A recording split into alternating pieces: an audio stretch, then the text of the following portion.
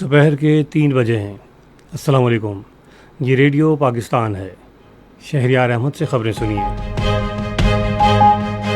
اہم خبروں کا خلاصہ۔ وزیر اعظم نے پائیدار زرعی اصلاحات کے لیے صوبوں کے ساتھ مل کر جامع حکمت عملی مرتب کرنے کی ہدایت کی ہے۔ پاکستان اور ترکیہ نے اقتصادی اور دفاعی تعلقات کو مضبوط بنانے کا پختہ عزم ظاہر کیا ہے۔ وزیر خزانہ نے کاروباری برادری کے ساتھ جامع مشاورتی عمل برقرار رکھنے کے لیے حکومت کے عزم کا اعادہ کیا ہے۔ آذربائیجان نے کشمیر پر اپنے اصولی موقف کا اعادہ کیا ہے۔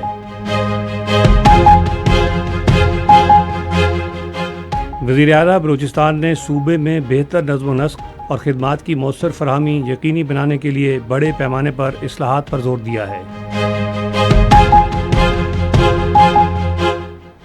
مادر ملت محترمہ فاطمہ جناح کی 58ویں برسی آج منائی جا رہی ہے۔ اور اب ان خبروں کی تفصیل۔ وزیر اعظم شہباز شریف نے پائیدار زرعی اصلاحات کے لیے صوبوں کے ساتھ مل کر جامع حکمت عملی مرتب کرنے کی ہدایت کی ہے۔ زرعی شعبے میں اصلاحات کے حوالے سے اجلاس کی صدارت کرتے ہوئے انہوں نے اس بات پر زور دیا کہ ایگریکلچرل زوننگ اور ویلیو چین سے متعلق حکمت عملی کے استعمال سے زرعی پیداوار کی برآمد بڑھانے میں مدد ملے گی۔ انہوں نے کہا کہ کسانوں کو آسان قرضوں کی فراہمی سے زرعی اصلاحات پر عمل درآمد کا آغاز ہوگا۔ انہوں نے کہا کہ زرعی قرضوں کے لیے سرکاری اور نجی شراکت داری کا ماڈل اپنایا جائے گا۔ سابق وفاقی وزیر اور JUI فیک کے سینئر رہنما مولانا اسد محمود نے اسلام آباد میں وزیر اعظم شہباز شریف سے ملاقات کی۔ مولانا اسد محمود نے ملک میں حالیہ معاشی استحکام پر وزیر اعظم کو خراج تحسین پیش کیا۔ ملاقات میں مجموعی سیاسی صورتحال پر بھی تبادلہ خیال کیا گیا۔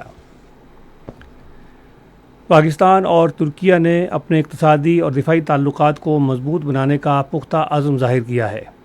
اس عزم کا اظہار نائب وزیر اعظم اسحاق ڈار کی ترک وزیر خارجہ حاکان فیدان اور وزیر دفاع یاسر گولر کے ساتھ آج دفتر خارجہ اسلام آباد میں ملاقات کے دوران کیا گیا۔ بعد میں ترک وزیر خارجہ کے ہمراہ مشترکہ پریس کانفرنس سے خطاب کرتے ہوئے نائب وزیر اعظم اسحاق ڈار نے کہا کہ پاکستان گزشتہ چند برسوں میں ترکیہ کی جانب سے اپنی دفاعی صنعت کو 20 سے 80% تک خود کفیل بنانے کو سراہتا ہے۔ انہوں نے کہا کہ پاکستان اس شعبے میں ترکیہ کی مہارت اور تجربات سے استفادہ کرنے کا خواہش مند ہے۔ نائب وزیر اعظم نے کہا کہ دونوں ممالک خطے میں امن و استحکام کے فروغ کے لیے اپنے تعاون کو مزید مضبوط کریں گے۔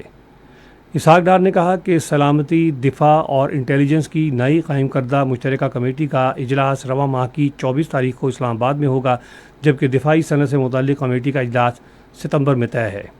تجارت اور سرمایہ کاری کے بارے میں کمیٹی کا اجلاس گزشتہ ماہ ہوا، جبکہ ٹرانسپورٹ اور مواصلات سے متعلق کمیٹی کا اجلاس آئندہ ہفتے متوقع ہے۔ ترکیہ نے پاکستان کے ساتھ صنعتی شعبے میں تعاون بڑھانے کے ذریعے دو طرفہ دفاعی تعلقات کو وسعت دینے کی خواہش ظاہر کی ہے۔ اس خواہش کا اظہار ترک وزیر دفاع یاسر گولر نے اعلیٰ سطح کے وفد کے ہمراہ ایئر ہیڈ کوارٹرز اسلام آباد کے دورے کے موقع پر پاک فضائیہ کے سربراہ air chief marshal Zaheer Ahmed Babar Sidhu کے ساتھ ملاقات کے دوران کیا۔ ملاقات میں سلامتی کی ابھرتی ہوئی صورتحال، جاری دفاعی تعاون میں پیش رفت اور مستقبل میں وارفیئر کے ابھرتے ہوئے شعبوں میں تعاون پر تبادلہ خیال کیا گیا۔ انہوں نے تربیت کے لیے اشتراک عمل بڑھانے کی غرض سے ضابطۂ کار کو حتمی شکل دینے پر بھی اتفاق کیا اور دو طرفہ اور کثیر جہتی سطح پر مشترکہ فضائی مشقوں کو وسعت دینے کے پختہ عزم کا اعادہ کیا۔ نائب وزیر اعظم اسحاق ڈار نے معیشت میں کپاس کے مرکزی کردار کی بحالی اور کسانوں کا منافع بہتر بنانے کے لیے مربوط اور قابل عمل اقدامات کی ضرورت پر زور دیا ہے۔ انہوں نے یہ بات اسلام آباد میں اہم فصلوں کے بارے میں کابینہ کمیٹی کے تیسرے اجلاس کی صدارت کرتے ہوئے کہی۔ کمیٹی نے کپاس کے منصوبے 2025-26 کا تفصیلی جائزہ لیا، جس میں پاکستان کے کپاس کے شعبے کی فوری بحالی کے لیے درمیانی اور طویل مدتی پالیسی اقدامات پر توجہ دی گئی۔ کمیٹی نے 2025 کے لیے گندم کی پیداوار کے تخمینوں، اضافی ذخائر اور غذائی سال 2025-26 کے لیے قومی ضروریات کا بھی جائزہ لیا۔ یہ خبریں آپ ریڈیو پاکستان سے سن رہے ہیں۔ وزیر خزانہ محمد اورنگزیب نے کاروباری برادری کے اہم شراکت داروں کے ساتھ جامع مشاورتی عمل برقرار رکھنے کے لیے حکومت کے عزم کا اعادہ کیا ہے۔ اسلام آباد میں پاکستان بزنس کونسل کے ایک وفد سے گفتگو کرتے ہوئے انہوں نے مشاورت پر مبنی پالیسی مرتب کرنے کی ضرورت پر زور دیا۔ انہوں نے وفد کو بتایا کہ ٹیکس پالیسی کے دفتر کو FBR سے وزارت خزانہ منتقل کر دیا گیا ہے تاکہ پاکستان بزنس کونسل جیسے فورمز کے ساتھ مشاورت کے ادارہ جاتی عمل کو فروغ دیا جا سکے۔ آذربائیجان کے وزیر اعظم علی اسدوف نے کشمیر پر آذربائیجان کے اصولی موقف کا اعادہ کیا ہے۔ وہ باکو میں اسپیکر قومی اسمبلی سردار ایاز صادق کی قیادت میں پاکستان کے پارلیمانی وفد سے گفتگو کر رہے تھے۔ آذربائیجان کے وزیر اعظم نے نگورنو کاراباخ تنازع پر پاکستان کی حمایت پر شکریہ ادا کیا۔ ملاقات میں دونوں ممالک کے درمیان ترجیحی تجارتی معاہدے کے نفاذ کا خیر مقدم کیا گیا۔ اسپیکر سردار ایاز صادق نے آذربائیجان کی جانب سے پاکستان میں $2 ارب کی سرمایہ کاری کے اعلان کا خیر مقدم کیا۔ انہوں نے دونوں برادر ممالک کے درمیان پارلیمانی روابط کو فروغ دینے کی ضرورت پر زور دیا۔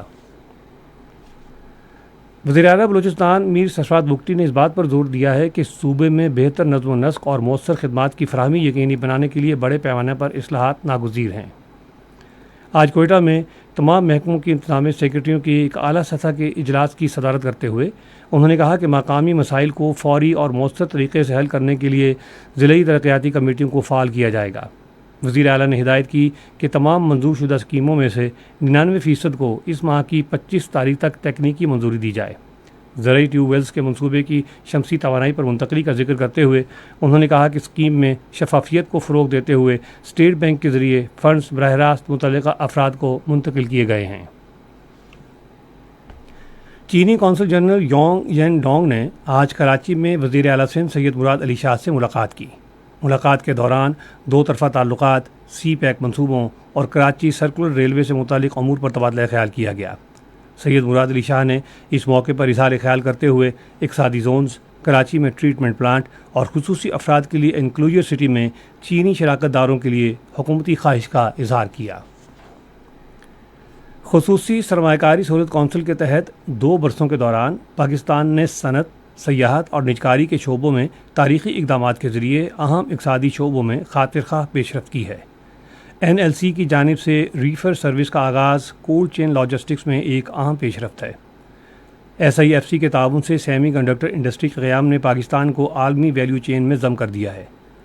BYD اور میگا کانگلومریٹس کے اشتراک سے پاکستان میں الیکٹرک گاڑیاں متعارف کرانے کا آغاز ہو گیا ہے، جو پائیدار نقل و حمل میں اہم پیش رفت ہے۔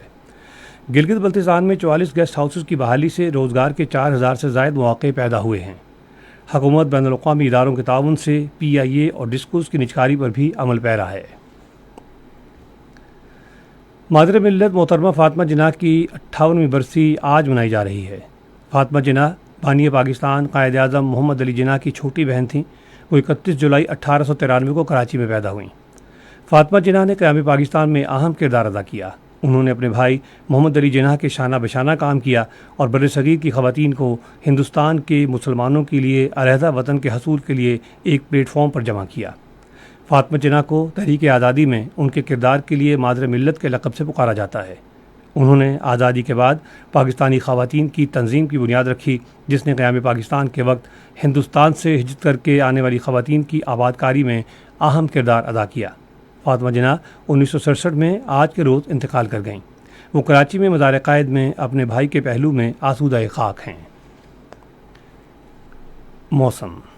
محکمہ موسمیات کی پیشگوئی کے مطابق آئندہ 12 گھنٹوں کے دوران اسلام آباد، پنجاب، خیبر پختونخوا اور گلگت بلتستان میں تیز ہوائیں چلنے اور گرج چمک کے ساتھ بارش کا امکان ہے، جبکہ بالائی خیبر پختونخوا، کشمیر اور شمال مشرقی بلوچستان میں چند مقامات پر موسلادھار بارش کی توقع ہے۔ آج ریکارڈ کیا گیا بعض شہروں کا زیادہ سے زیادہ درجہ حرارت: Islamabad 30 degree centigrade, Lahore 25، Karachi 32، Peshawar 31، Quetta 33، Gilgit 35، Murree 24، Muzaffarabad 27، سری نگر 24، جموں 29 اور لیہ 16 ڈگری سینٹی گریڈ رہا۔ اہم خبروں کا خلاصہ ایک مرتبہ پھر سن لیجیے۔ وزیر اعظم نے پائیدار زرعی اصلاحات کے لیے صوبوں کے ساتھ مل کر جامع حکمت عملی مرتب کرنے کی ہدایت کی ہے۔ پاکستان اور ترکیہ نے اقتصادی اور دفاعی تعلقات کو مضبوط بنانے کا پختہ عزم ظاہر کیا ہے۔ وزیر خزانہ نے کاروباری برادری کے ساتھ جامع مشاورتی عمل برقرار رکھنے کے لیے حکومت کے عزم کا اعادہ کیا ہے۔ آذربائیجان نے کشمیر پر اپنے اصولی موقف کا اعادہ کیا ہے۔ وزیر اعلیٰ بلوچستان نے صوبے میں بہتر نظم و نسق اور خدمات کی مؤثر فراہمی یقینی بنانے کے لیے بڑے پیمانے پر اصلاحات پر زور دیا ہے۔ مادر ملت محترمہ فاطمہ جناح کی 58ویں برسی آج منائی جا رہی ہے۔ خبریں ختم ہوئیں۔ مزید خبروں اور تجزیوں کے لیے آئیے ہماری ویب سائٹ پر radio.gov.pk اور فیس بک کے link radio Pakistan news official پر براہ راست ویڈیو اسٹریمنگ بھی ملاحظہ کیجیے۔